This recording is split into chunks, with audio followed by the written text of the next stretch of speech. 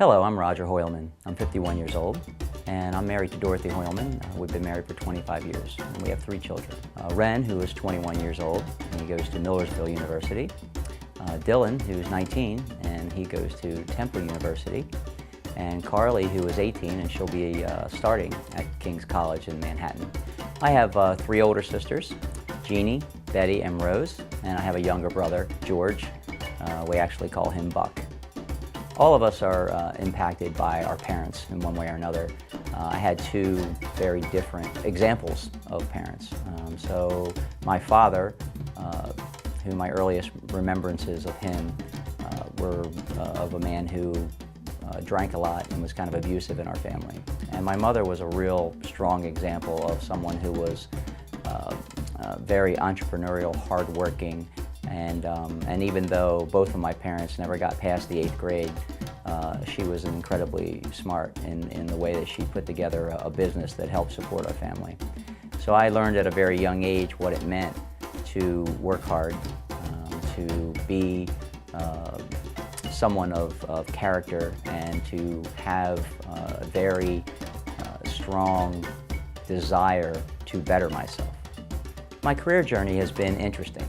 I started out going to college to become a lawyer, and I did eventually get a criminal justice degree.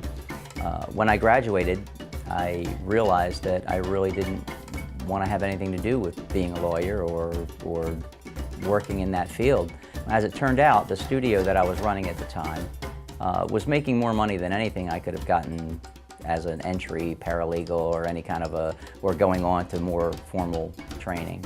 So I decided I'm going to do this for a while, but that turned into another avenue of a career because I had a lot of technical background running the studio, and so then I ended up selling the business and the studio business and getting more into IT. So now I actually run IT for a pharmaceutical company, and it's just interesting how your career choices can evolve.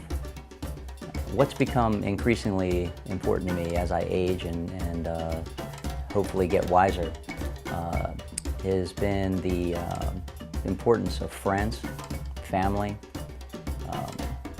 my legacy, leadership, relationships, how I make God look, being a good mentor, a good friend, a good example of what a man should be. I have experience doing local missions. I've been feeling increasingly pulled, drawn, or called to take that experience global and actually do something that's a little bit more out of my comfort zone. In doing this mission trip, I not only wanted to be effective for another culture, but I wanted to actually see with boots on the ground what an organization that I had been supporting for years actually did, how they did it, how effective they were. What I learned here was they were being incredibly effective, and effective in a way that I didn't even know was possible, which was effective in allowing the actual native people of the country to be a part of their own solution, which was so much more gratifying than just throwing money at something and not knowing whether or not it was working. In arriving in Uganda, one of the things that became apparent quite quickly, especially with working with the Ugandan people in various capacities, whether it was building the mud hut or working on a shed or working with the kids at the school or even getting ready for a worship concert, the Ugandan people tend to value the time with you more important than the task you're doing. That was a real paradigm shift for me because I'm in a business where people value your tasks and what you accomplish, and they really don't have a lot of concern for the relational part. A powerful time that we all experienced was being able to do a worship concert for the kids at the school, at the Kasana school.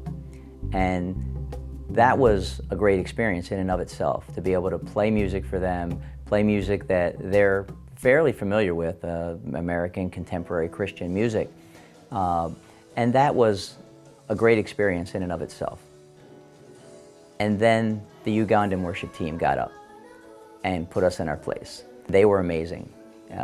spirit-led and just incredible experience, almost a gift back to us for playing for them. When I returned, I was certainly excited to come back to clean water, hot showers, abundant technology, and familiarity, things that I missed while I was there. However, there was a part of me that was envious of the Ugandan people. There was something that they had that I didn't have, and that was a joy in simplicity. And it made me realize that life can be a lot less complicated. Not easy, because life there is hard, but a lot less complicated. The things that they have to do on a day-to-day basis are almost primal and organic in survival and just living and loving and caring for people.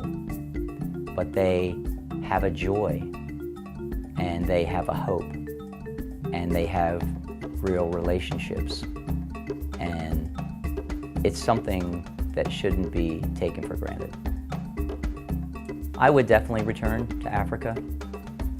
The experience that I had there was one that's difficult to compare. It has, on multiple levels, affected me. I understand the depths of poverty. I understand where people primary interest is to find water, to have medicine for their child, to have enough food for the day.